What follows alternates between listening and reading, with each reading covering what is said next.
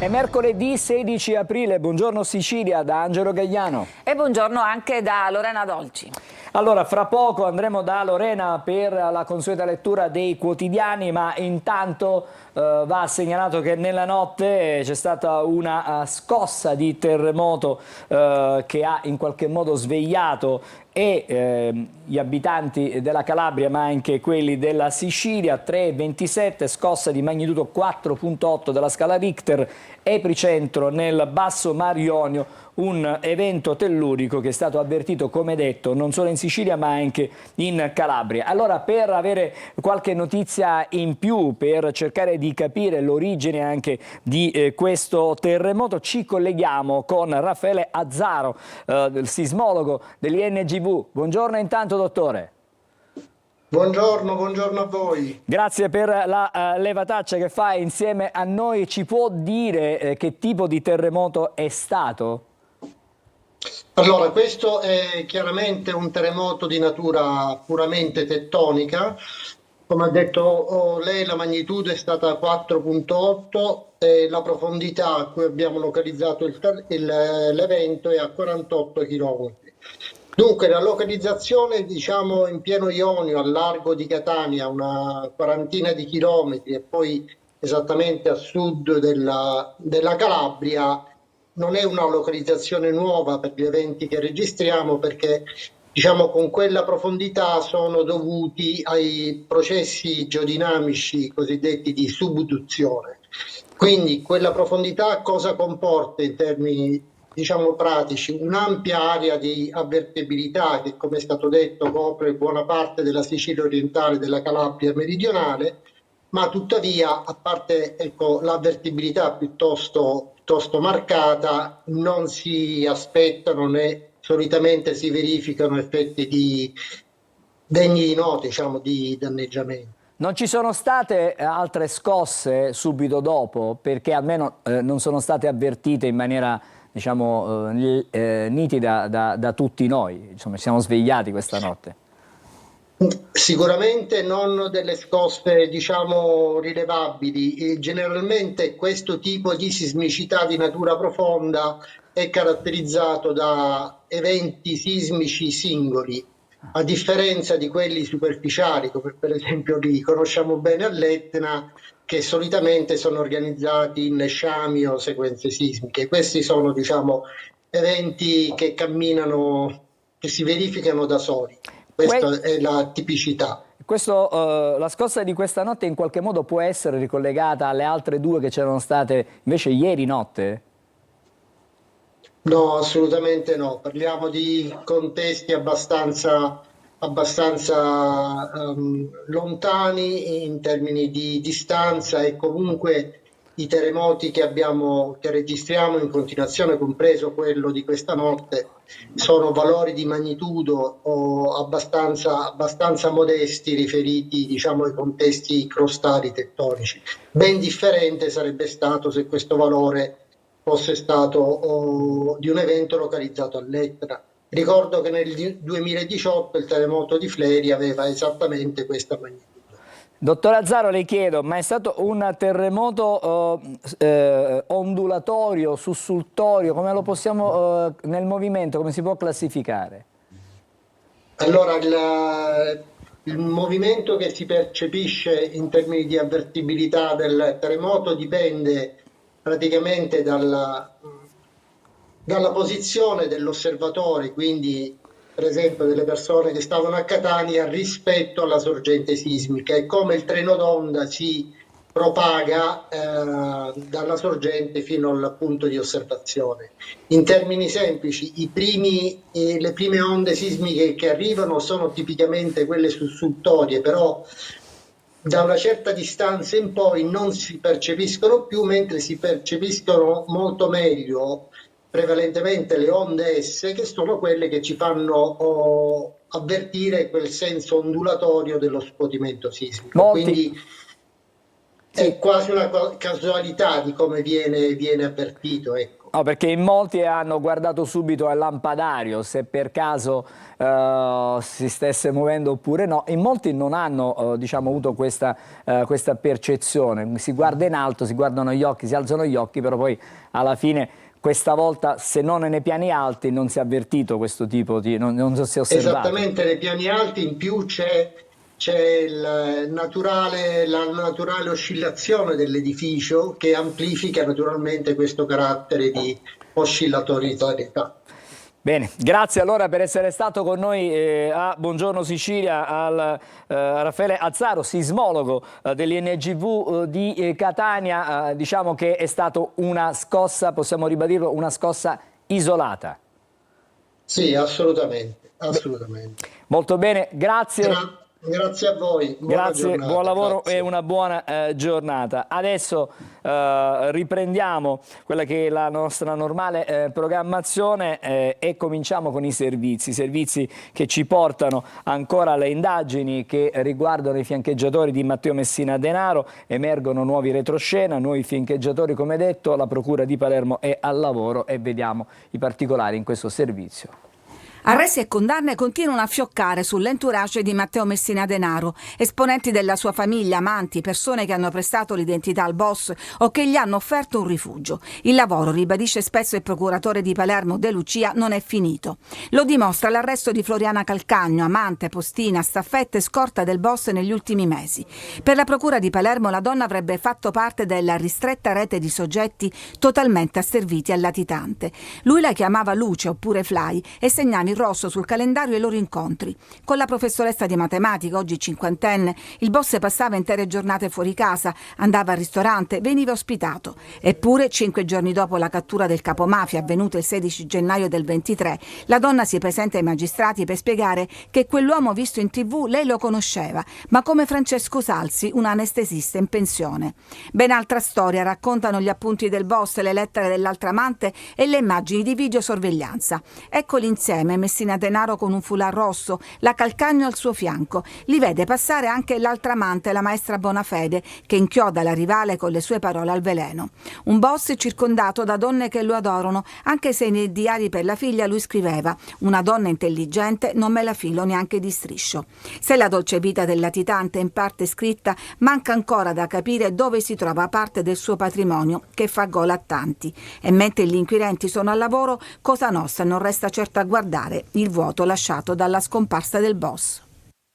E allora andiamo subito da Lorena e questa notizia sulle prime pagine ancora dei quotidiani. Sì, perché a distanza di 2 anni dall'arresto del boss, ancora, come avete sentito, i magistrati continuano a lavorare per colmare tutte le lacune che circondano questa latitanza trentennale, a incastrarlo non solo i filmati, non solo le lettere delle sue tante amanti, ma anche lui stesso, perché, come leggiamo oggi sul Giornale di Sicilia, Matteo Messina Denaro scriveva tutto, scriveva tanto, insomma lasciava molti appunti. La mania di Messina Denaro era proprio una mania, quella di scrivere, e con la prof amante, quella che è saltata fuori, l'ultima, una conoscenza ventennale, a differenza di quello che lui raccontava all'altra sua amante, la maestra Bonafede.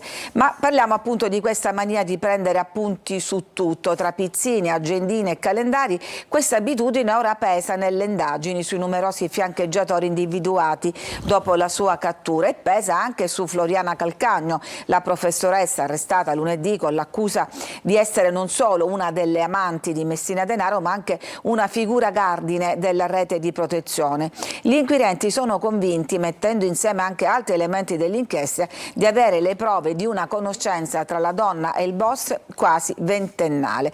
Messina Denaro, e qui siamo un po' nelle gossip, usava una serie di nomignoli per indicare i fiancheggiatori. Floriana Calcagno, sostengono gli inquirenti, era Luce. Questo soprannome ricorre numerose volte negli appunti. La professoressa invece si difende dicendo di non avere conosciuto la vera identità di quell'uomo con cui aveva una relazione, che a lei si era presentata con il nome di Dottor Salsi, un anestesista in pensione. Bene, adesso a Catania BRT estromette una ditta in odore di mafia, i titolari minacciano 4 gli arresti per tentata estorsione. La denuncia del dirigente di una delle principali imprese di spedizioni operante sul territorio, che non ha ceduto alle loro intimidazioni, è stata determinante per incastrare i 4 responsabili della tentata estorsione aggravata dal metodo mafioso, arrestate dai poliziotti della squadra mobile di Catania, che hanno così impedito alle mani della mafia di estendere il controllo sul settore delle consegne. Si tratta di Filippo Intelisano, Luigi Calabretta, Francesco Coppola e Virgilio Papotto.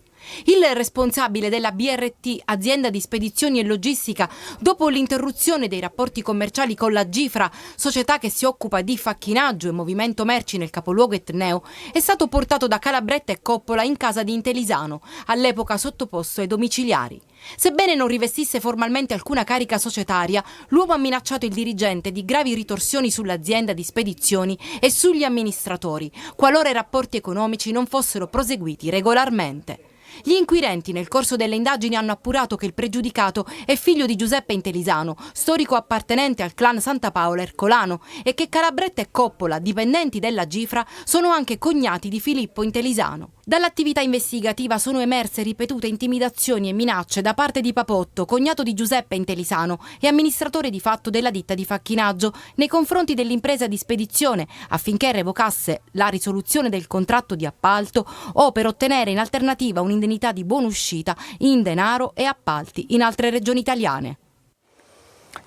Andiamo di nuovo da Lorena Dolci. Sì, la troviamo questa notizia sulla prima pagina del tomo catanese del quotidiano La Sicilia. Eccola qua, il titolo: le spedizioni sono cosa nostra. Abbiamo sentito, in 4 finiscono in manette per tentata estorsione. C'è il figlio di un santapaoliano, minacciati i referenti siciliani del colosso BRT, ai quali va dato atto, al contrario di molti altri imprenditori che hanno denunciato e quindi comunque hanno corso dei rischi. O ci ridate il contratto d'appalto oppure è guerra, era la minaccia da parte di questi appartenenti alla famiglia mafiosa. La famiglia, appunto, a cui si fa riferimento è quella di Filippo Intelisano, noto anche come Pippo Niuro. Il rappresentante della BRT non si è lasciato piegare dalle intimidazioni e ha denunciato tutto alla squadra mobile, spiegando appunto che la risoluzione del contratto era il frutto di un'indagine interna che aveva portato ad accertare la mancanza di alcuni requisiti richiesti dal partner, e quindi sicuramente una ditta in odor di mafia che volevano allontanare, ma come avete sentito c'è stata questa reazione da parte dei referenti mafiosi di questa azienda di facchinaggio, ma si è concluso tutto con i 4 arresti. Adesso la politica. Ha giurato all'Ars il nuovo assessore regionale all'energia e ai servizi di pubblica utilità Francesco Colianni. Ora si punta tutto sui termovalorizzatori. Tutto pronto in Sicilia per la nascita di 2 termovalorizzatori e ormai imminente la pubblicazione dei bandi predisposti da Invitalia. Il presidente della regione lo conferma in un videomessaggio proprio nel giorno in cui giura il nuovo assessore regionale a energia, rifiuti e servizi di pubblica utilità. Entro la fine del 2026 conto di poter posare la prima pietra, ma già oggi con questo bando la Sicilia segna l'inizio di un cambiamento epocale. Proprio i termovalorizzatori saranno una delle sfide principali per Francesco Colianni, che ha giurato in queste ore all'Ars davanti al presidente Schifani e al presidente dell'Assemblea Gaetano Galvagno. Ex vice sindaco di Enna, esponente del Movimento per l'Autonomia, raccoglie il testimone da Roberto Di Mauro, anche lui autonomista, dimessosi per passare la mano, non senza aver prima completato l'iter di alcuni bandi a valere sui fondi europei che erano in scadenza. Al neo assessore adesso toccherà correre per affrontare numerose altre scadenze che riguardano l'uso proprio di fondi europei e di PNRR, e lui ne è pienamente consapevole. Questi fondi devono certamente essere utilizzati, io cercherò in tutti i modi di metterli in campo. La Sicilia è una terra straordinaria, la Sicilia sta al centro del Mediterraneo, la Sicilia può giocare certamente un ruolo fondamentale, voglio dire, in Italia e all'interno del contesto europeo. Fra le sfide importanti, oltre ai termovalorizzatori, ci saranno anche il contrasto alla siccità, alla quale sono legati i lavori per le nuove reti idriche, i dissalatori e gli interventi di potabilizzazione. Torniamo di nuovo allora da Lorena, perché la vicenda termovalorizzatori è sempre in primo piano. Adesso c'è un nuovo assessore all'energia. Andiamolo a conoscere meglio questo nuovo assessore all'energia con l'intervista di Mario Barresi sulla Sicilia, che un po' lo prende in giro perché è un under 40, un giovane, e gli chiede: ma perché un under 40 come lei, la prima esperienza regionale, dovrebbe riuscire dove tanti altri con più esperienza non sono riusciti, come il suo predecessore Di Mauro? lavoro, e lui risponde: magari perché dietro la mia inesperienza ci sono 7 anni di esperienza da amministratore locale, abbiamo sentito che è stato vice sindaco ad Enna, e poi perché il lavoro del suo predecessore ha prodotto dei risultati importanti. E poi ancora come è stato il suo primo giorno di scuola a Palermo, sempre sottolineando la sua età giovane, che poi ne ha 39 insomma di anni. È emozionante, insomma, ho ricevuto un'accoglienza straordinaria, ma naturalmente lo aspetta un compito molto difficile, in particolare sulle voragini d'organico che impediscono di affrontare al meglio le 2 principali emergenze siciliane, rifiuti e acqua.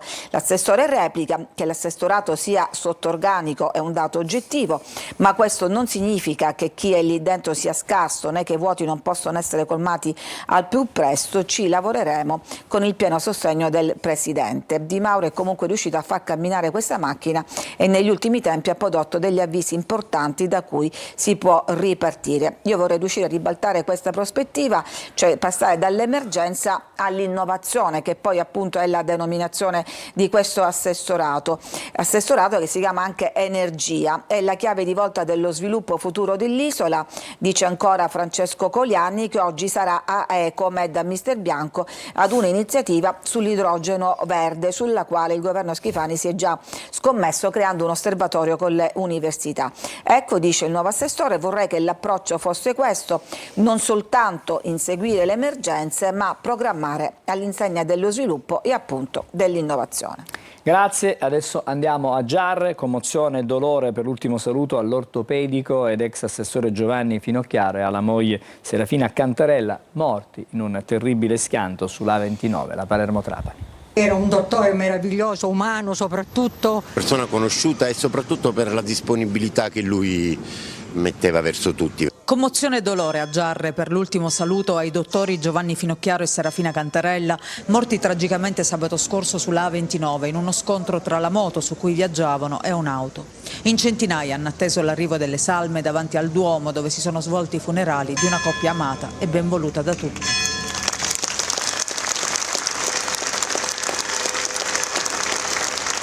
Ad attenderli anche un gruppo di amici motociclisti con i quali condividevano l'amore per la moto, passione che si è rivelata fatale. La coppia era partita per il weekend, mentre viaggiava sulla A29 si è scontrata con un'Audi guidata da un 39enne che avrebbe percorso un tratto dell'autostrada in retromarcia nel tentativo di immettersi in uno svincolo appena superato.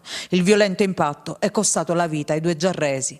Increduli, colleghi, per questa inaspettata tragedia. Finocchiaro era un medico ortopedico molto stimato, da anni prestava servizio presso l'ospedale di Giarre. La moglie Serafina era farmacista al Policlinico di Catania. Siamo tutti quanti scioccati per questa cosa, sicuramente. Sono quelle tragedie che non ti sai spiegare. 2 bravissime persone, 2 soprattutto professionisti. Tra le passioni di Finocchiaro c'era anche la politica. Assessore della Giunta Sodano, fu componente anche della successiva Giunta Bonaccorsi. Siamo stati in giunta insieme ad amministrare questa città, lo ricordo sempre con molta stima, ma soprattutto con uno spirito di servizio non comune da medico, ma anche da pubblico amministratore. Il sindaco nel giorno dei funerali ha proclamato il lutto cittadino. E andiamo a Giarre adesso anche con i quotidiani da Lorena Dolci. Sì, perché troviamo questo addio commosso anche nelle pagine della provincia del quotidiano La Sicilia, i funerali di Giovanni Finocchiaro e Serafina Cantarella, una folla commossa saluta la coppia morta sulla A29. Il rito funebre celebrato nella Chiesa Madre è stato officiato dal parroco Nino Russo, che ha tratteggiato le straordinarie qualità umane e professionali di Giovanni e Serafina, figure, lo abbiamo sentito, profondamente stimate e apprezzate nella comunità giarrese. Poi, rivolgendosi ai 3 figli di questa coppia, ha detto: questo Duomo colmo di persone è la testimonianza più autentica della qualità dei vostri genitori. E adesso torniamo a Catania, piazza Battiato, tra vandali, abbandono e anche approssimazione. A 16 mesi dai lavori di restyling, l'area sul lungomare mostra già i segni del tempo. Dicembre 2023, aprile 2025. Sono passati 16 mesi dall'inaugurazione dell'ex Piazza Nettuno, ora intitolata Franco Battiato, e la piazza, riqualificata con fondi europei del Polmetro, mostra già i segni del tempo. Da un lato l'immancabile azione dei vandali, dall'altro i lavori non certo realizzati a regola d'arte con diverse lastre staccate. E che dire delle attrezzature ludiche, alcune adagiate sul terreno ed inutilizzabili, altre in procinto di collassare con la speranza che ciò non avvenga, mentre qualche malcapitato si cimenta in alcuni esercizi all'aria aperta. Ha fatto attenzione perché è poco stabile questa struttura. Io mi piace il pericolo. Per non parlare del tappetino, già staccato in più punti e potenziale pericolo per grandi e piccoli. E qualcuno è già finito a gambe all'aria. Io sono inciampato l'altro giorno in questa moquette qua e sono arrivato a terra. Fortunatamente non mi sono fatto niente. Panchine smart sporche, danneggiate, panchine in ferro deformi, contenitori per la spazzatura fatti a pezzi. E di fronte, dopo aver attraversato il lungomare, non ci sono panchine vandalizzate, o meglio, non ce ne sono proprio. Al loro posto una postazione mai inaugurata per le biciclette, quasi una cattedrale del deserto. Poco più avanti, recante un logo Comune di Catania, si nota un bel raccoglitore di bottiglie di plastica. Vogliamo mettere una bottiglia? No, non si può mettere perché è già in disuso da tanto tempo, quindi non penso che, oltretutto di fili tagliati, quindi è una struttura che potrebbe anche essere utile se funzionante. Neanche a dirlo, vandalizzato e quindi inutilizzabile da molto tempo. Chiudiamo con la rassegna stampa, vediamo anche le prime pagine dei quotidiani regionali. Sì, allora andiamo a vedere la prima pagina del quotidiano La Sicilia. C'è una storia di cronaca vera, trovata impiccata, il biologo forense in aula ha trovato tracce di sangue nel materasso. Naturalmente abbiamo già sentito l'intervista al nuovo assessore Colianni, secondo cui la vera emergenza è l'innovazione. Andiamo a vedere adesso la prima pagina del quotidiano di Palermo di Repubblica. Anche qui troviamo i segreti di Messina Denaro custoditi dalle sue donne, in procura l'ex compagna, che in questo caso parliamo di Franca Alagno, che è ufficialmente la compagna del super latitante, ma in realtà è stata soltanto la madre di sua figlia, costretta poi a vivere nella casa dei familiari di Messina Denaro sotto il controllo della mamma e delle zie. Mentre lui faceva la bella vita passando di amante in amante, Franca Alagno invece è rimasta sempre nell'ombra, e a quanto dice lei non l'ha più visto da quando era incinta. E poi c'è l'altra emergenza: poca acqua ma niente allarmi. La regione striglia l'AMAP su Palermo, Palazzo d'Orlean contro il capo dell'azienda che aveva parlato di situazione drammatica. Invasi, nonostante le piogge di questi mesi, sono più vuoti del 2024, ma la crisi idrica è gestibile, i dubbi sul razionamento in estate. In realtà il problema della siccità non riguarda, come sappiamo bene, solo Palermo. Sul quotidiano La Sicilia troviamo l'intervista al capo della protezione civile, a Salvo Cocina. Anche lui conferma siccità sotto controllo, Coldiretti però perplessa sui dissalatori. Il punto alla vigilia dell'estate: scorte, sostengono appunto i responsabili della protezione civile, sufficienti fino a marzo del prossimo anno, e quindi dovrebbe essere un'estate più tranquilla. E poi c'è questa intervista al commissario per i depuratori, il commissario nazionale, che anche lui sarà tra l'altro oggi all'Expo del Mediterraneo a Ecomed, e dice: qui paghiamo l'acqua 8 volte meno che al nord. Diciamo pure che abbiamo anche molta meno acqua di quanto ne abbiano al nord.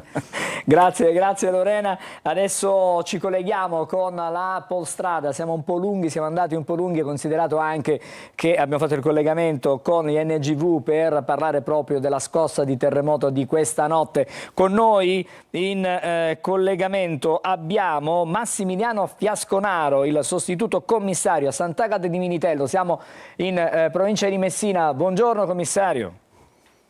Buongiorno direttore, buongiorno. Eccoci, stamattina per fortuna non si sono registrate particolari problematiche sulla circolazione stradale nella nostra Sicilia orientale. Bisogna segnalare però traffico intenso soprattutto in provincia di Catania. In A18 sulla Messina-Catania c'è traffico intenso con rallentamenti soprattutto tra gli svincoli di Acireale Giarre, sulla strada statale 121 tra Catania e Paternò, soprattutto fra Piano Tavola e Mister Bianco ancora rallentamenti per il forte traffico, e la tangenziale di Catania come al solito presenta soprattutto negli orari di punta grande traffico, importanti rallentamenti soprattutto per il persistere di alcuni cantieri stradali per il ripristino delle condizioni di sicurezza del piano viabile. In A19 la Palermo-Catania, l'atavica chiusura dello svincolo di Enna in entrata ed in uscita da e verso Palermo, per cui si consiglia l'uscita di Mulinello per il disgiungimento della città di Enna. E in A20 soprattutto tra gli svincoli di Santa Camitella e Santo Stefano di Camastra, numerose tratte in cui si circola a doppio senso di circolazione. Questa è problematica importante in quanto il pericolo di incidenti, soprattutto se si eccede o non si commisura la velocità, il pericolo è molto, molto presente, molto importante. Fine delle problematiche per oggi, però non devono mancare le raccomandazioni della Polizia Stradale. Sta per iniziare il lungo ponte tra Pasqua e il 1° maggio e molti di noi si accingeranno a raggiungere a bordo dei propri veicoli i luoghi di vacanza e di ritrovo. Si raccomanda in viaggio il totale rispetto delle norme del codice della strada. Se posso un'ulteriore raccomandazione: se capita di bere, mai mettersi alla guida. In comitiva identificare un guidatore designato che eviterà, quando si è conviviali, di assumere bevande alcoliche prima di guidare.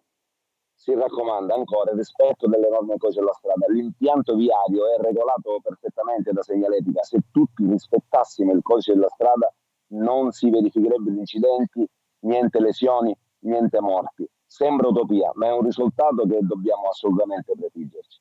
Per oggi è tutto dalla Polizia Stradale della Sicilia Orientale di Catania. Buona giornata a tutti. Grazie al dottore Massimiliano Fiasconaro. Eravamo a Sant'Agata di Militello, siamo ancora a Sant'Agata di Militello. Buon lavoro a voi per quello che fate ogni giorno. Adesso diamo uno sguardo invece alla viabilità su Catania. Questa è via Vincenzo Giuffrida. Traffico molto sostenuto in uscita e mi pare di capire anche e soprattutto nella bretella di emissione sulla circonvallazione di Catania. Le auto sono praticamente tutte ferme, molto traffico stamattina, traffico congestionato. Facciamo una breve sosta e poi torneremo ai quotidiani con le pagine nazionali assieme a Lorena Dolci.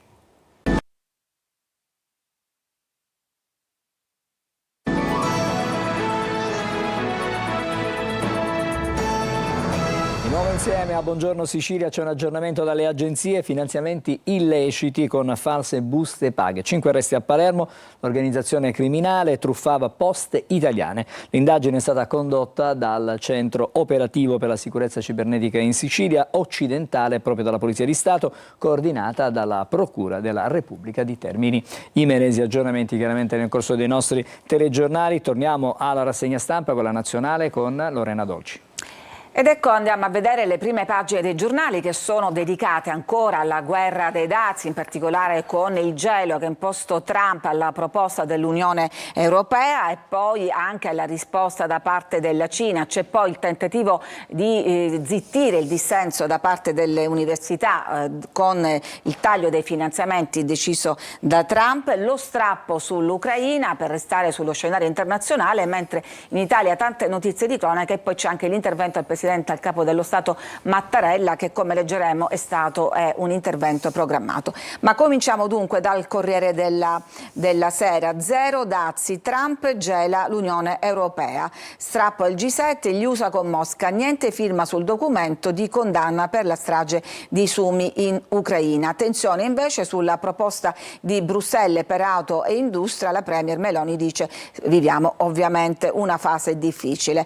E anche andiamo a vedere la prima pagina di Repubblica. Putin non vuole la pace, parla Callas, alto rappresentante dell'Unione Europea per gli esteri, che dice: non temo le minacce di Mosca, ma la Casa Bianca non firma il documento di condanna del G7 sulla strage russa a Sumi. Zero dazi, no di Trump all'Europa, quindi fumata nera nel corso dei colloqui tra i rispettivi responsabili del commercio. In pratica è stata respinta la proposta europea di azzerare tutte le tariffe sui beni industriali, incluse le auto. E di fatti c'è poi anche la risposta della Cina, che mantiene la linea dura, bloccati gli acquisti del Boeing. Raccontano, leggiamo su il Corriere, di un Donald Trump infuriato appena gli hanno comunicato la notizia che la Cina non si è piegata. Il governo di Pechino in sostanza ha ordinato alle sue compagnie aeree di non accettare nuove consegne di aerei Boeing, ovviamente velivoli di fabbricazione americana, come risposta alla guerra commerciale lanciata dagli dagli Stati Uniti, una decisione che colpisce il più grande esportatore del mondo, e ovviamente Trump non si aspettava questa linea dura, questo pugno di ferro. Parlavamo dei dazi che colpiscono anche le auto, e allora c'è su Repubblica l'intervista al presidente di Stellantis, Elkann, che avverte: l'auto rischia tra tariffe e regole troppo rigide, ma si mostra ottimista perché dice aperture incoraggianti dagli Stati Uniti.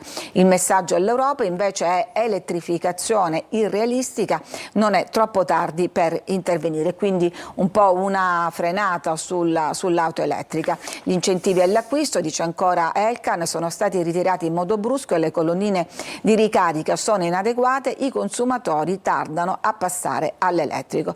Per la prima volta il mercato cinese sarà più grande di quello americano ed europeo insieme, la traiettoria di Pechino è diversa. Come sapete, Segui i soldi è sempre una traccia importante. Andiamo a vedere il prezzo del riarmo sulla Stampa. Al tavolo con Trump si discuterà anche delle spese per la difesa. La Casa Bianca vende già all'Italia armi per $500 miliardi. In questo grafico a forma di torta vediamo che dagli Stati Uniti compriamo armi per il 40%, dalla Svizzera per il 26%, dal Regno Unito per l'11%, così scendendo poi c'è l'India, il Canada, la Turchia e Israele. Questi sono gli acquisti da parte dell'Italia di armi all'estero. E sempre di soldi parliamo, perché veniamo adesso al listino dell'arruolamento che spinge l'armata russa. Cosa succede? Che per incentivare i giovani a andare al fronte e quindi a morire, Putin paga. Quanto paga? Lo vediamo qua, c'è un vero e proprio listino dell'arruolamento. Tra aprile e luglio il Cremlino chiama alle armi altri 160.000 uomini dai 18 ai 30 anni, è la più grande chiamata dal 2011.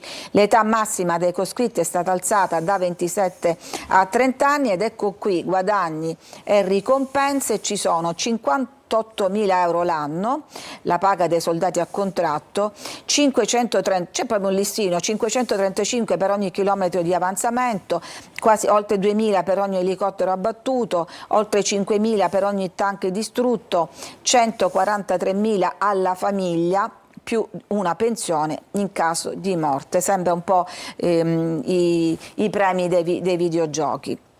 E poi dicevamo infatti c'è anche la rivolta da parte delle università, l'università e il no alla Casa Bianca sull'adeguare le sue politiche. Harvard resiste, Obama l'appoggia, Trump congela 2 miliardi di fondi. Che cosa leggiamo sul Corriere? Che un tempo si usava l'intimidazione fisica e gli arresti, negli Stati Uniti sotto Donald Trump il presidente ricorre ad uno strumento più fine per cercare di imprimere una torsione illiberale alla vita americana, il denaro e la minaccia a chi non si allinea di perdere. Funziona quasi sempre, fino a quando, scrive Repubblica, fallisce. Ma torniamo in Italia. Il Colle è la legge Morandi, la legge che è stata varata dopo il crollo del ponte Morandi. Discrimina le unioni civili, dice il Presidente, e le vittime dei disastri. Promulga, ma scrive a Camera e Governo sottolineando dei vizi di costituzionalità. E restando a parlare del Presidente, è stato ricoverato per intervento di un pacemaker. L'arrivo ieri in serata al Santo Spirito era un intervento programmato. Il pacemaker appunto un intervento al cuore. E poi non mancano mai le brutte storie di cronaca come questa che leggiamo sul Corriere. Violenta una 14enne in un casolare, l'aveva adescata online, è stato arrestato. Lui, l'orco, ha 21 anni, il testimone racconta, lei tremava. E a proposito di violenze sui giovani, analisi di Repubblica che dice vittime sempre più giovani, genitori all'oscuro di tutto, vanno aiutati anche loro. Che cosa dicono questi orchi per adescare le loro giovani vittime?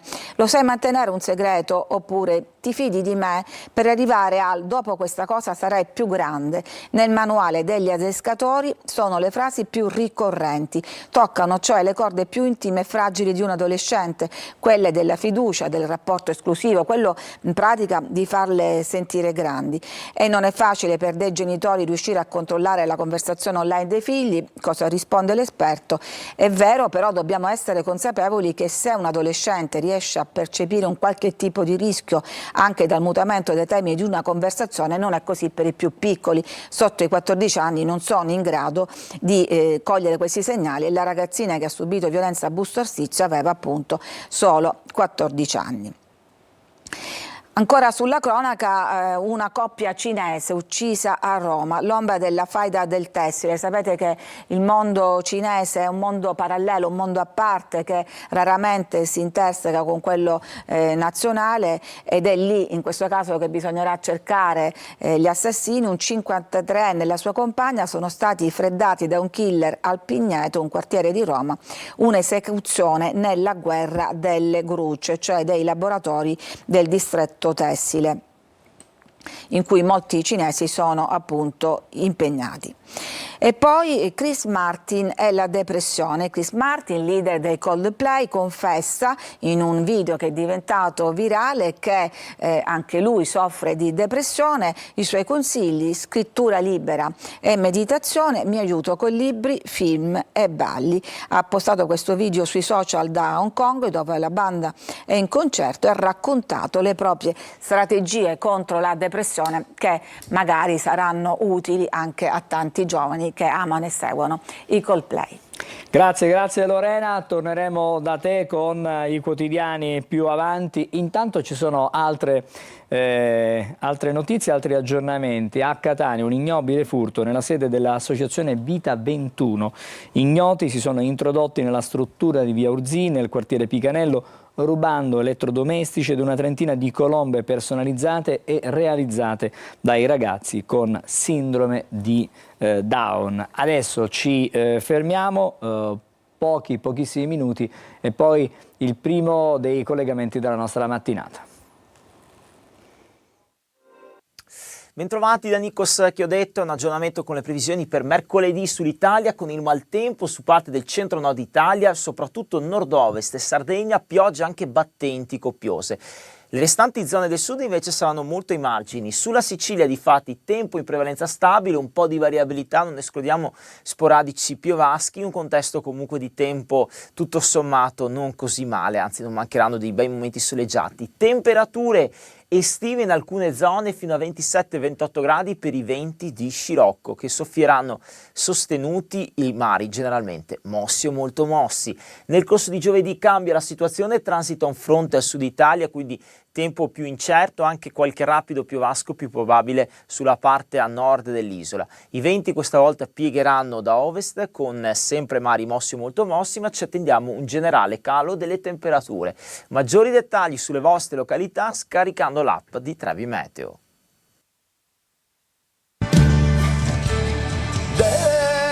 Desire, ma quando cucini tu con me, Desire, l'assaggio è l'immenso per me.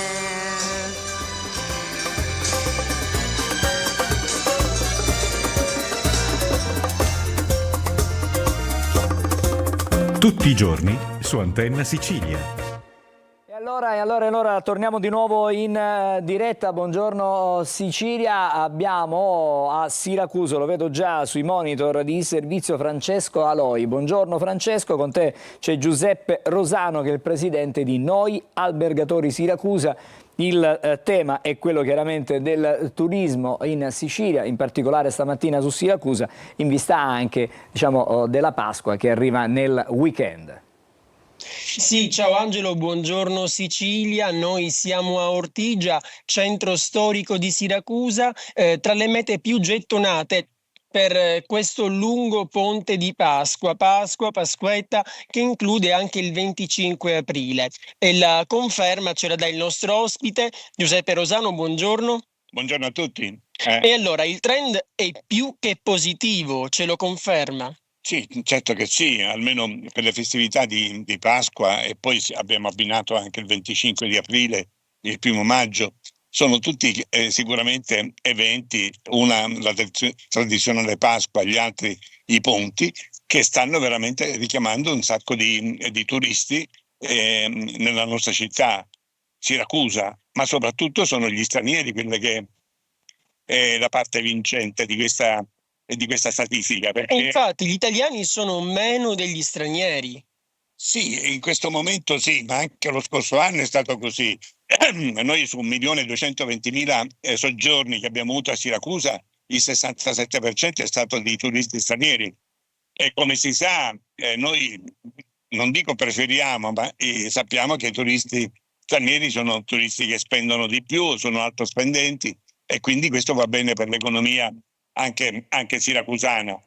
Una cosa sicuramente la voglio dire, che è un po' la premessa che è stata fatta poco fa, e Siracusa sta diventando una grande attrazione turistica per la Sicilia, e pensiamo che stia consolidando proprio come primo posto nella scelta delle vacanze sulla destinazione Sicilia, e questo penso che fa onore a Siracusa, ai cittadini di Siracusa e un po' anche noi imprenditori del turismo. Francesco, Nonostante... Sì, Angelo. Sì, volevo chiedere al tuo ospite, volevo chiedere a Rosano, d'accordo, tanti turisti stranieri fanno bene all'economia, però i turisti, diciamo, autoctoni, chiamiamoli così, quelli siciliani, quelli che arrivano anche da altre regioni d'Italia, in qualche modo forse temono i prezzi. C'è un caro prezzi? Lo possiamo valutare questo elemento? Io direi che attualmente non c'è un caro prezzo, anche noi albergatori ci siamo messi un pochettino così, non dico d'accordo, ma abbiamo convenuto che sarebbe una follia aumentare i prezzi in questo momento, in questo contesto socio-economico, fra l'altro, e geopolitico che sta affliggendo un pochettino anche la nostra Italia e la Sicilia, quindi sarebbe una pazzia. E sarebbe ancora una pazzia molto di più se questo lo dovessimo proporre anche in seguito. Quindi è completamente da scongiurare. Però se non c'è un caro prezzi, almeno negli hotel, c'è il caro voli, che ritorna ogni stagione puntualissimo. E quello sì, quello fanno cartello, d'altronde vedi, è un po' come la domanda e offerta, le compagnie aeree ne approfittano in maniera maldestra, e sicuramente questo non giova a tutto quello che è il contesto del turismo.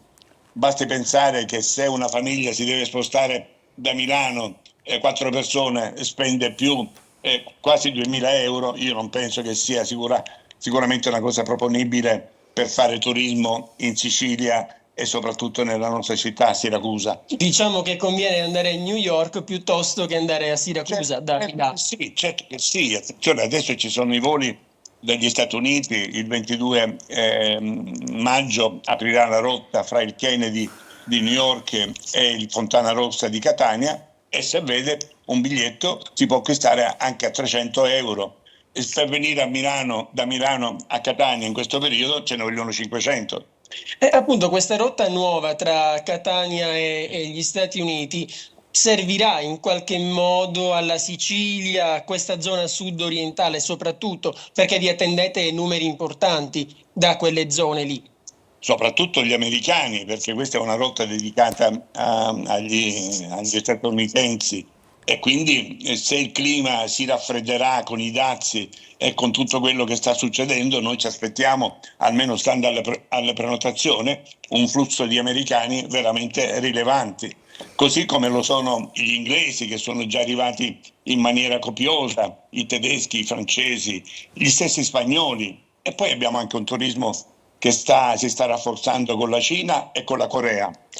E poi c'è il turismo regionale, perché diciamolo, nelle strutture ricettive manca poco per il sold out, e voi pensate che questo possa arrivare proprio grazie ai siciliani che magari all'ultimo minuto, last minute, decidono di fare una vacanza nella propria regione, prenotare qui una camera a Siracusa e quindi dare il tutto esaurito nelle camere della città. È proprio così. Noi confidiamo adesso le prenotazioni che arriveranno all'ultimo minuto dalla parte orientale, dalla parte centrale dell'isola. Normalmente avviene così. Ecco, poi basta una giornata di sole che si scatenano le prenotazioni e ti arrivano il Non oggi, ecco, oggi è un po' nuvoloso. Oggi è un po' nuvolosa, però penso che sia una giornata così temporanea. Da domani ci sarà un'altra volta il sole per accogliere tutti i turisti che verranno, compreso i nostri corregionali, che, attenzione, ricordiamolo, è una fascia di mercato molto importante per noi, quella siciliana, soprattutto come dicevo prima, quella che proviene da Palermo, da Agrigento, da Trapani. Ma direi anche dalla stessa Catania Messina. Dica. Le chiedo scusa, però le volevo anche dire, intanto i dati dicono di un aumento del 10-12% circa, grosso modo, le proiezioni, chiaramente, rispetto all'anno passato. Ma quanto incide anche su questo dato il fatto che la città offra anche delle attrazioni che non sono soltanto quelle legate all'architettura, diciamo ai musei? Quanto incidono gli spettacoli che si preparano sulla città, che possono essere offerti anche al visitatore non solo del giorno, ma a chi resta lì per una settimana? Ma io direi che gli eventi sono importanti. Ecco, la stima che è stata fatta del 10-12% è realistica. È chiaro che quando ci sono degli eventi, oltre a quelli che sono gli appuntamenti, come abbiamo detto poco fa, della Pasqua del 25 aprile, 1 maggio, se ci sono delle attrazioni in città, il turista rimane di più. Quindi anziché fare quel tocca e fuga o 1 o 2 giorni di soggiorno, ne fa 3, ne fa 4. Quindi ecco perché la città deve offrire anche degli eventi abbastanza importanti, come delle mostre, per esempio, che in questo momento ce ne sono poche programmate. Però ecco, durante l'anno abbiamo visto adesso che sono stati organizzati, grazie anche al 20° anniversario del riconoscimento dell'UNESCO, ecco, sono stati organizzati degli eventi importantissimi. Ci sarà per esempio il premio Vittorini, questo è importantissimo, una selezione di libri che ecco, si presenteranno a Siracusa per la prima volta, e poi a dicembre ci sarà anche lo studio dell'architettura che ha composto il santuario della Madonna delle Lacrime, e quindi questo è un evento a dicembre che cosa ci dice? Che sicuramente ci porta un po' piano piano a destagionalizzare il turismo, quindi fare turismo non solo 8-9 mesi l'anno, ma almeno 10-11 mesi l'anno. Anche perché i turisti a Siracusa, possiamo dire, ci sono sempre, se non per qualche settimana tra gennaio e febbraio, poi il turismo è sempre attivo in città, o no? Certo che sì, anche quest'anno, il 2024 l'ha dimostrato. Abbiamo iniziato con il congresso mondiale delle guide turistiche e fino a dicembre c'era gente. E quindi possiamo ancora dire che Siracusa è protagonista di quella che può essere la destagionalizzazione del turismo in Sicilia. E sapete che cosa significa destagionalizzazione? Significa posti di lavoro per i nostri giovani e l'economia per la nostra collettività. Angelo. Sì, siamo in chiusura, Francesco, semplicemente un'ultima nota, e quindi volevo semplicemente dire che non solo il weekend di Pasqua che arriva, ma questo lunghissimo ponte, perché ci porterà al 1° maggio, è un ponte di 15 giorni circa, consentono alla città di Siracusa, volevo chiudere, ma alle città siciliane in genere, Palermo, Catania, sono altre mete ambitissime in questo momento, di dare uno scatto importante in quello che è un settore che può diventare trainante per l'economia dell'intera regione, e per questo servono anche investimenti importanti per il settore. Volevo chiudere semplicemente con questo, diciamo, appello. Bellissime parole, anche perché vede, Siracusa non si fermerà il 1° maggio, il 3 cominciano le rappresentazioni classiche e quindi sarà una continuità alla grande per il turismo siracusano. C'è Santa Lucia di Maggio anche. C'è Santa Lucia, come si chiama? Santa Lucia delle Quaglie, sì, che crea anche un momento di attrazione. Allora, quindi diciamo che venite a Siracusa e sicuramente ci saranno gli eventi che vi potranno soddisfare anche per un buon soggiorno. Grazie allora, grazie al nostro Francesco Aloi, grazie al suo ospite che è il presidente di Noi Albergatori, quindi grazie per essere stati con noi questa mattina. In bocca al lupo, noi ci dobbiamo fermare pochi minuti e poi saremo di nuovo insieme. Buona Pasqua a tutti! Grazie ancora, andremo subito, adesso vedo un attimo a Messina e poi andremo a Catania da Edoardo Sergi. Intanto a Messina per parlare con il nostro Francesco Triolo. Parleremo di calcio stamattina perché la situazione a Messina lì è davvero complicata. Cercheremo di capire se c'è qualche spiraglio per la squadra dello Stretto, della città dello Stretto. A fra pochissimo.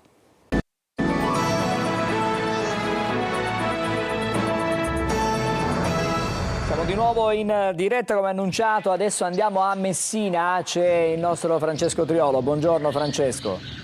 Buongiorno Angelo, buongiorno a tutti. Allora Francesco, stamattina parliamo di calcio, diciamo che lo facciamo raramente durante Buongiorno Sicilia, ma la situazione probabilmente merita un po' di attenzione perché rischia di sparire dal panorama del calcio professionistico siciliano il Messina. È una corsa contro il tempo. Ci sono dei volenterosi, li chiamo così, che stanno cercando in tutti i modi di trovare una soluzione, di trovare soprattutto le risorse per evitare un'ulteriore penalizzazione, per evitare di salvare il titolo sportivo, diciamo così. Difficile evitare forse la retrocessione, ma il titolo sportivo forse si potrebbe in extremis salvare. Ci racconti cosa è successo nelle ultime ore? C'è stata una nota anche del sindaco Basile nella serata di ieri. Angelo, partiamo dalla sede in cui ci troviamo, che non è prettamente sportiva perché ci troviamo proprio di fronte al municipio di Messina, ma è qui che si sta giocando la partita per il futuro della squadra giallorosa. Hai detto bene tu, c'è grande difficoltà. La situazione in questo momento, se mi permetti una battuta, è come questo pallido sole che c'è oggi a Messina coperto dalle nuvole, perché la nota del sindaco di ieri sera, in realtà la sera di ieri sera, ha riassunto 48 ore febbrili di contatti, di trattative che hanno portato al gruppo dei volenterosi, l'ha chiamato così, ma ci può stare, una decina di imprenditori che sta cercando di mettere assieme la somma di 312.000 euro che servono entro la mezzanotte di oggi per rispettare il termine dei pagamenti per gli stipendi, per i contributi. Ricordate che nell'ultima occasione il Messina ha preso dei punti di penalizzazione proprio perché non aveva parte di queste spettanze, quindi si cerca di evitare il bis, ma è stato raccolto poco più del 50%, quindi siamo sui 170.000 euro. In questa cordata c'è anche Pietro Sciotto, che è l'ex presidente, l'ex proprietario, ancora in quota con il 20%, e soprattutto in questo momento colui che ha messo dentro la fideiussione a garanzia che si presta all'inizio dell'anno per l'iscrizione della squadra, quindi anche lui ha un certo interesse affinché questa scadenza venga rispettata per non vedersi poi escludere la fideiussione. Francesco, è una corsa contro il tempo. Sì, una corsa contro il tempo. Concretamente, per quello che tu hai avuto modo di verificare, di sondare, c'è la possibilità che entro la mezzanotte di oggi questa cifra possa essere, diciamo, raccolta, e soprattutto ti risulta che l'attuale proprietà, quella che detiene l'80% proprio del club, ha inviato la documentazione sulla solvibilità e sulla solidità economica? Stavo arrivando proprio a questo discorso, Angelo. La documentazione, quella che dicevi tu sulla solvibilità, sull'affidabilità economica, non è stata inviata per quello che ci risulta in questo momento, ma il procedimento è piuttosto lungo, perché bisogna arrivare eventualmente a un deferimento e potrebbe culminare sia con una penalizzazione di qualche punto, ma anche con una semplice ammenda, che è quello che sperano un po' tutti qui a Messina. Per quanto riguarda la raccolta dei fondi, in mattinata già ci dovrebbe essere qualche novità positiva in più, nel senso che qualche altro imprenditore potrebbe già aggiungere la propria quota. e in ultima istanza si spera proprio nel completamento di tutto da parte di Sciotto, per quei motivi che vi dicevo. La proprietà di AAD Invest invece ha fatto arrivare al sindaco questa procura cartacea, quindi valida rispetto a quella precedentemente inviata che era telematica, per la vendita della società ad €1. E infatti il sindaco, che sostanzialmente sono quelle due finestre che vedete alle mie spalle in alto al primo piano, è lì che si sta giocando un po' la partita, sta cercando sia di lavorare sull'immediato, cioè sulla scadenza di oggi a mezzanotte, ma anche per il futuro, perché in ballo c'è il titolo sportivo, ma c'è anche la possibilità, ancora sembra paradossale, ma di potersi giocare anche la permanenza in Serie C, perché il distacco alla Casertana comunque garantisce in questo momento i play-out. Il Messina ha una trasferta a Foggia delicatissima, da partire in casa con la Juventus Next Gen, 2 vittorie senza penalizzazioni ulteriori gli consentirebbero di giocarsi il play-out contro la Casertana, contro lo stesso Foggia, se dovesse rientrare nella corsa della lotta play-out. Quindi ancora c'è tutto aperto, ma è chiaro che dipende, Angelo, dal rispetto di tutte queste scadenze che sembrano banali, ma non lo sono assolutamente. Benissimo, grazie allora a Francesco Triolo, che ci aggiornerà nel corso dei telegiornali nella giornata di oggi su quella che sarà la situazione a Messina. La seguiremo con grande attenzione, perché è un patrimonio chiaramente del calcio professionistico siciliano. Speriamo che possa essere diciamo in qualche modo salvaguardato, grazie anche all'impegno del sindaco Basile, come abbiamo sentito, ma anche di questo gruppo di imprenditori volenterosi che stanno in qualche modo mettendo dei soldi quasi a fondo perduto, rischiano anche di perdere assolutamente questi soldi nel caso in cui tutti gli sforzi dovessero essere vanificati. Grazie allora Francesco, ci ritroviamo nei nostri telegiornali. Adesso noi ci fermiamo perché abbiamo degli obblighi commerciali e poi subito dopo andremo a Catania con il nostro Edoardo Sergi per conoscere la Casa dell'Amicizia. A fra pochissimo.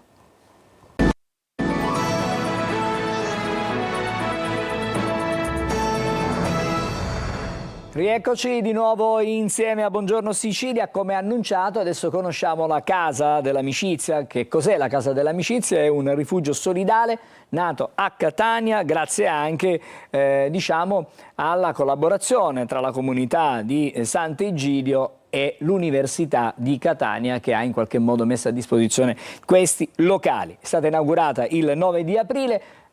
Devo dire buongiorno al nostro Edoardo Sergi, con lui c'è anche il presidente di Sant'Egidio Catania, che è Emiliano Abramo. Buongiorno. Buongiorno a te Angelo, allora facciamo subito illustrare ad Emiliano Abramo cos'è la Casa dell'Amicizia e anche a chi è intitolata, perché diciamo, è una persona, possiamo dire, speciale.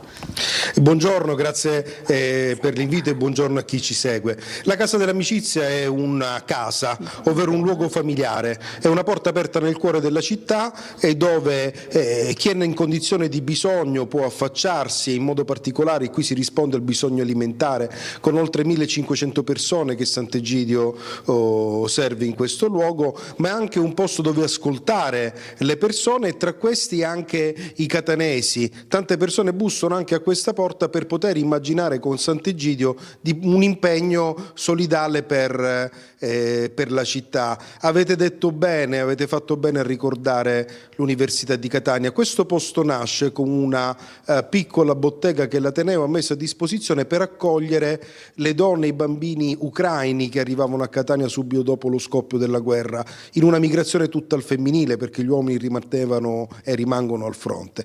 Adesso si è allargato, ovvero abbiamo preso altre 2 botteghe ed è diventato una proposta in una zona cruciale della città dove c'è la stazione, San Berillo e il quartiere del Porto. E qual è la situazione che si delinea in questo momento anche dal punto di vista dei rifugiati, perché sappiamo che comunque le guerre vanno avanti? Le guerre vanno avanti, il cambiamento climatico è un problema molto serio, naufragano le politiche per l'Africa, ma soprattutto la migrazione più importante, che è quella sull'asse est-ovest del pianeta, non tende a diminuire. Ma questo luogo, che serve sì diversi migranti, serve molti catanesi, tra questi la generazione dei 1.000 euro al mese, i genitori separati, lo dico per parlare di nuovi poveri. Istat stesso ci ha detto che il 53% 50% delle famiglie siciliane non sono in grado di affrontare un'emergenza che può essere una spesa imprevista del tipo un dentista o una multa da pagare. Insomma, la situazione effettivamente per le famiglie monoreddito che magari prima non si trovano in condizioni di difficoltà, queste piccole e nuove difficoltà che affrontiamo, sta diventando una nuova folla che bussa anche alle porte aperte, speriamo ce ne siano di più in città, chiedendo innanzitutto di non essere lasciati soli. E le istituzioni cosa fanno? Sappiamo l'università appunto vi ha aiutato concedendovi questo locale con un comodato d'uso gratuito, ma il comune come risponde, tutte le istituzioni presenti in città? Ma l'università non è l'istituzione preposta a questo tipo di cose, però lo dico anche da membro del Consiglio di amministrazione, c'è questa sensibilità e Sant'Egidio è stata un'opportunità per toccare il polso al territorio, c'è una tensione del nostro Ateneo. Detto ciò, anche le altre istituzioni sono in dialogo con Sant'Egidio e con altre realtà e di queste ore il rifinanziamento della legge alla povertà da parte della presidenza Schifani, da quella parte del governo regionale, legge voluta e scritta da Sant'Egidio che è stata rifinanziata. Il comune di Catania forse in più ha qualche difficoltà in questo momento, c'è il tema dei dormitori pubblici, è stato chiuso attualmente l'unico dormitorio e stiamo aspettando che venga fatto il bando per farlo ripartire. Però la cosa che secondo me bisogna dire con chiarezza è che remiamo tutti alla stessa parte. Sì, ci sono delle difficoltà, ci sono forse delle lentezze, le cose si possono fare meglio, ma c'è un dialogo vivo ed è un dialogo intorno a chi in questo momento è in condizioni di fragilità e difficoltà. Angelo, le volevo chiedere, i numeri della vostra assistenza sono importanti. Ad oggi sostenete 1500 persone a Catania, grosso modo 400 le famiglie di cui vi occupate. Fornite alimentari e anche una presenza attiva da parte vostra. Questa assistenza nell'ultimo periodo si è ulteriormente incrementata, nel senso che ci sono sempre più famiglie, persone che si rivolgono a voi?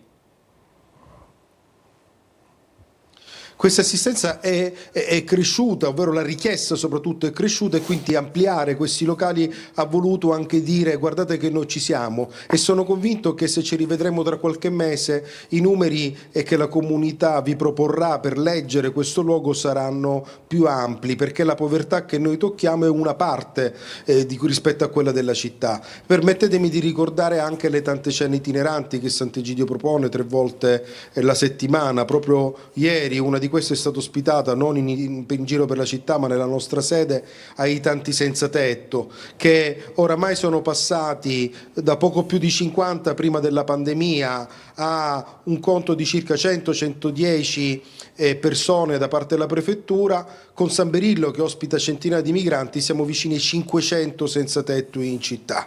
E poi c'è la condizione degli anziani, molti dei quali chiusi a casa perché abitano nel centro storico sempre più svuotato da giovani, da famiglie, in palazzi fatiscenti, senza ascensori, con gradini irregolari, che vivono di una piccola assistenza e noi ne seguiamo più di 600 nel centro storico. Insomma, voglio dire 2 cose, che è vero che c'è una povertà che sta crescendo in questo periodo, ma laddove c'è una proposta, la società è in grado di fornire gli anticorpi al dilagare di questa pandemia, forse anche più contagiosa del Covid stesso. Gli anticorpi chi sono? Sono le persone che scelgono un modo rinnovato di vivere dove c'è spazio anche per gli altri. E quanti sono? Sant'Egidio fa tante cose, ci sono altri progetti in cantiere. Sì. Prego. No, volevo chiedere quanti sono i vostri volontari, poi magari... Prego dallo studio. Sì, volevo chiedere quanti sono i volontari che attivamente lavorano con voi, prestano la loro opera quotidianamente per sostenere i fragili, gli anziani, le persone che hanno difficoltà, come dicevo prima, anche a mettere insieme un pasto. Ma guardi, io le direi un numero veramente indicativo di circa 250 persone, però questo modo di vivere in realtà libera energie enorme. Le faccio un esempio: molti dei bambini della scuola della pace alla quale io frequentavo quando ero liceale, oggi accompagnano i loro figli alla scuola della pace perché sono cresciuti e al contempo si danno da fare per aiutare i poveri, cioè è una rete con confini molto come dire deboli, non sono marcati, e tanti entrano, e poi ci sono dei momenti di difficoltà o di gioia come il Natale dove veramente c'è un movimento di migliaia di persone. Insomma, secondo me la rete della solidarietà deve essere così: un'anima, una proposta e la voglia di accogliere tutti, i poveri, ma chi anche ha il piacere di vivere in questo modo. Edoardo. No, come le chiedevo prima, se ci sono altri progetti in cantiere in questo momento con Sant'Egidio, ho parlato un po' di quella che è la situazione nella città di Catania, cosa fate in questo momento per aiutare tutti? Beh, i progetti in cantiere sono nell'immediato incrementare il lavoro per chi non ha una casa. C'è un'emergenza abitativa importante. Proprio ieri abbiamo visto 2 piccoli appartamenti che possono rispondere a un'esigenza immediata con delicatezza. Le faccio un esempio, lasciando stare le difficoltà dei dormitori comunali, ma una famiglia, marito e moglie, che vogliono vivere insieme, perché si devono separare e andare uno in dormitorio maschile e un dormitorio femminile? Piccoli appartamenti che diventano anche un luogo in cui si può conservare la dimensione del matrimonio, marito e moglie, oppure piccole convivenze anche tra anziani in alternativa all'istituto. Stiamo molto ragionando su queste cose qui. E ancora un forte pensiero sul Mediterraneo. Stiamo tessendo rapporti con diversi luoghi del Mediterraneo per immaginare Catania come un hub di dialogo, di accoglienza, e anche qui le istituzioni, penso tra queste ancora una volta l'Università di Catania, possono giocare un ruolo. Grazie. Insomma, una fotografia ben precisa di quella che è la situazione a Catania. Casa dell'Amicizia si trova in via di San Giuliano 48, che è una zona appunto nevralgica. Angelo, a te la linea. Sì, grazie. Allora, grazie ad Emiliano Abramo, grazie a Edoardo Sergi per questo contributo a Buongiorno Sicilia. Ci dobbiamo fermare, andiamo di fretta stamattina, ci sono le pillole di Almanacco e poi, ecco, lo vedo già collegato, benissimo, perfetto, c'è Marco Amato e con lui parleremo, diciamo, di quello che ci riservano oggi le stelle, ma soprattutto di un personaggio particolare, lo sveleremo dopo, restate con noi. La giornata mondiale della voce, che si celebra il 16 aprile, è dedicata alla valorizzazione della nostra voce come strumento essenziale di comunicazione ed espressione. Questa giornata mira a sensibilizzare sull'importanza di prenderne cura attraverso la conoscenza e la prevenzione dei disturbi vocali per mantenere la nostra capacità di comunicare e interagire col mondo. Ma sapete cos'è la spettroscopia? Studiando la luce emessa e assorbita, gli astronomi sanno individuare gli elementi o le molecole presenti in una stella o in un altro corpo celeste.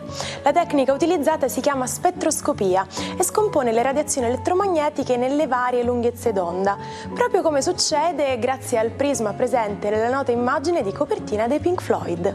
La luce azzurra e violetta ha lunghezze d'onda minori, perciò viene deviata di più e possiede maggiore energia.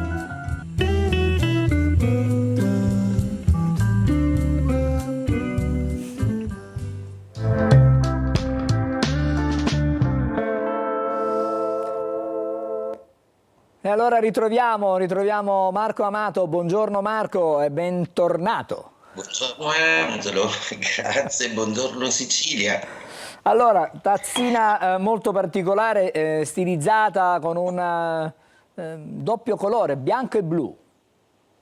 Esatto, proprio perché è un po' pop e un po' barocco, un po' come lo stile che tanto mi piace, ma adattissimo per parlare del personaggio di oggi, proprio perché col suo glam e col suo look molto particolare lascia sempre tutti a bocca aperta con le sue apparizioni in scena, sempre camaleontico e metamorfico, è proprio Achille Lauro.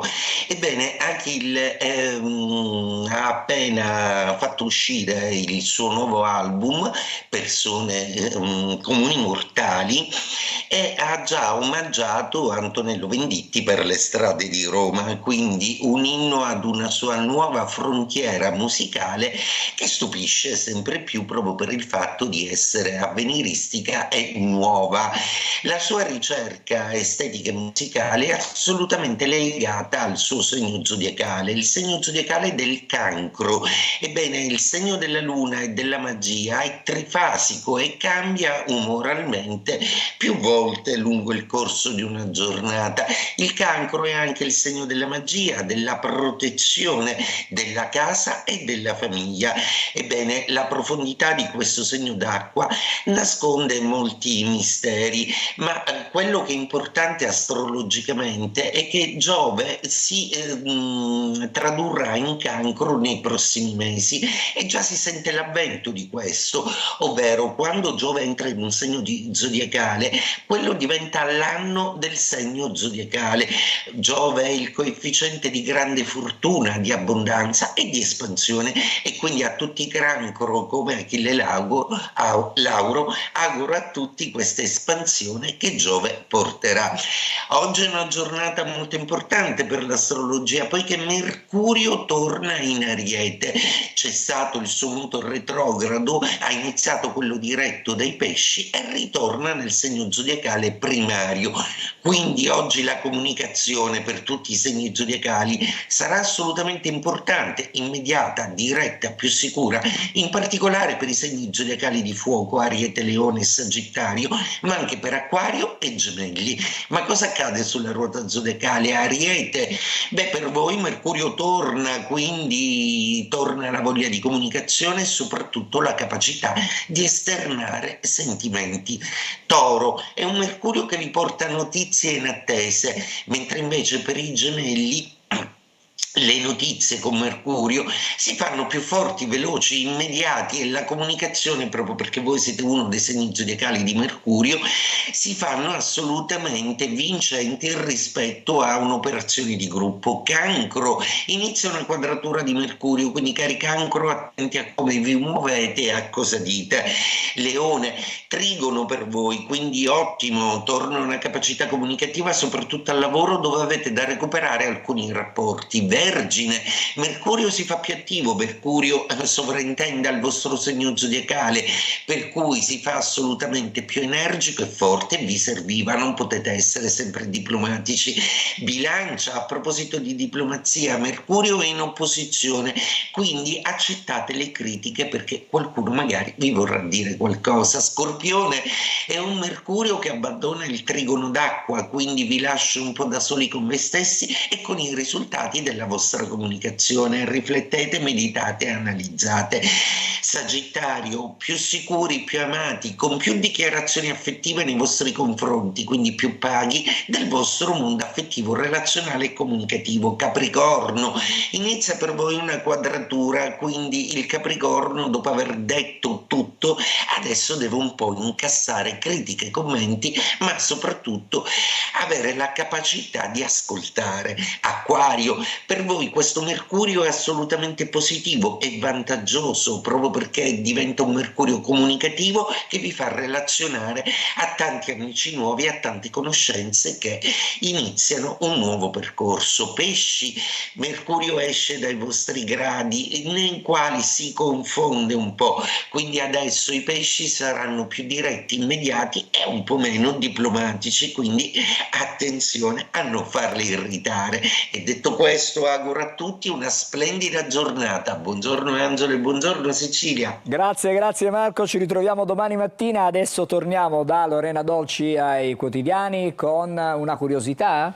Sì, è una curiosità, di solito vi vogliamo lasciare un po' con il sorriso, e pensate, per oggi l'andiamo a trovare su Italia Oggi, che è un quotidiano economico. Perché? Perché in prima pagina l'apertura è dedicata alle liste d'attesa ridotte, si va verso un sistema nazionale di governo dei tempi, un registro delle segnalazioni online, premi a regioni virtuose e nuovi strumenti di telemedicina. L'introduzione del registro delle segnalazioni online, tramite il quale i cittadini potranno comunicare addirittura disservizi e malfunzionamenti, premi per le regioni che rispettano i tempi massimi di attesa, misure contro i gettonisti, introduzione di nuovi strumenti di telemedicina, le novità votate ieri al Senato, mentre è in corso un braccio di ferro tra governo e e regioni, col governo che cerca di bacchettare le regioni che invece non vogliono questa invasione di campo. Insomma, avete sentito, sembra più un libro dei sogni, ma speriamo che qualcosa vada in porto. Grazie, grazie allora Lorena. Torniamo con Buongiorno Sicilia come sempre domani mattina. Ci salutiamo in musica, lo facciamo con la grande, amatissima Raffaella Carrà.